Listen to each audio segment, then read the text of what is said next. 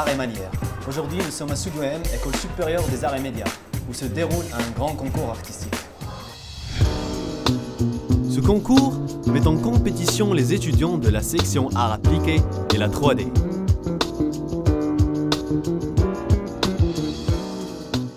Chaque année, on organise au niveau de l'école de SUDOM un concours interne qui porte, donc qu'on appelle Charrette. C'est une semaine dans laquelle les étudiants vont faire un travail de recherche, d'histoire sur un thème, cette année qui est le fil de fer. Nous avons choisi de travailler sur le fil de fer parce que c'est un matériau qui est à la fois solide et léger. C'est un matériau qui peut être malléable et en même temps on peut en faire des structures qui sont assez stables. Donc on peut présenter avec le dynamisme comme la stabilité et ça n'a pas de possibilité de création, disons, pour nos étudiants.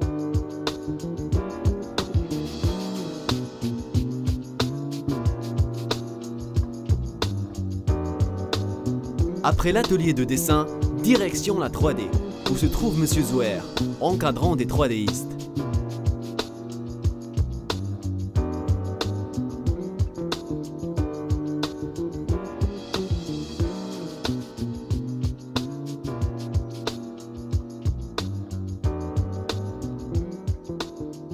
Alors, Monsieur Zouer, c'est quoi la charrette?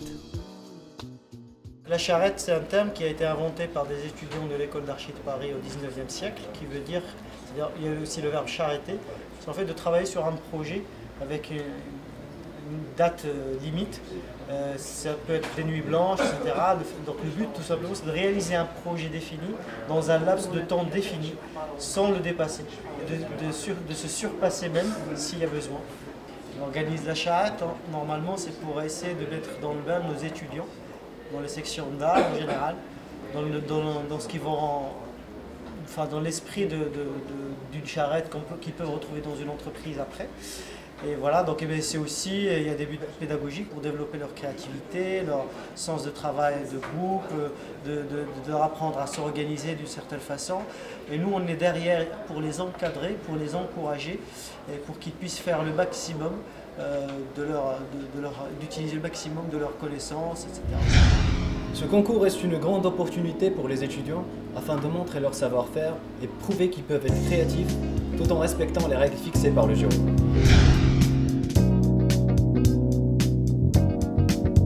Le défi est clair pour les étudiants.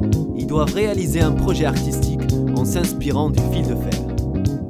En fait, le concept, c'est une robe, mais plus destinée à l'exposition, pas portée par une femme en elle-même, parce que bon, vous voyez bien que le fer, c'est pas évident à porter, ça fait mal. Donc je pense qu'il faudrait plus le considérer comme une sculpture. Mon projet, c'est un personnage que j'ai créé, c'est genre une sorte de monstre. Le concept, c'est simple, c'est genre une statue en fil de fer qui est postée dans une grotte, comme un avertissement, comme quoi ne pénétrez pas là-dedans parce qu'il y a justement le même genre de créature qui se balade.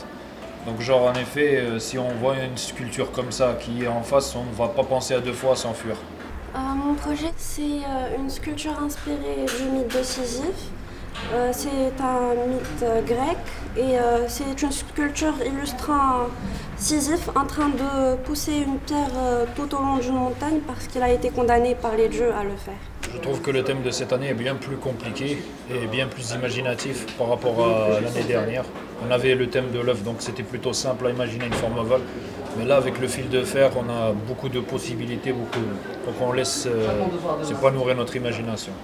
Le thème de cette année, qui est le fil de fer, je trouve assez original, mais un peu dur. Parce que quand on passe au côté pratique, on n'arrive pas trop à réaliser les choses parce que forcément on se fait mal avec le fil de fer et donc c'est pas évident. Je fais de mon mieux et on verra bien ce que ça donne.